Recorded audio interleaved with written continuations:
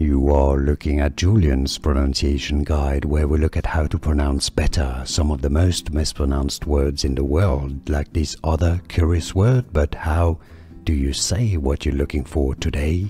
Let's learn how to pronounce these words correctly in British English and in American English. So different ways, different correct pronunciations in English. If you want to learn more vocabulary, stay tuned. I've got more videos for you in British English. UK pronunciation: executor, executor. The stress is on the Z syllable, the second syllable, executor.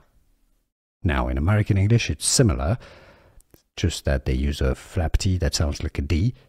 Executor, executor, and the R is pronounced in American English, so executor or executor. It's easy, and now you know.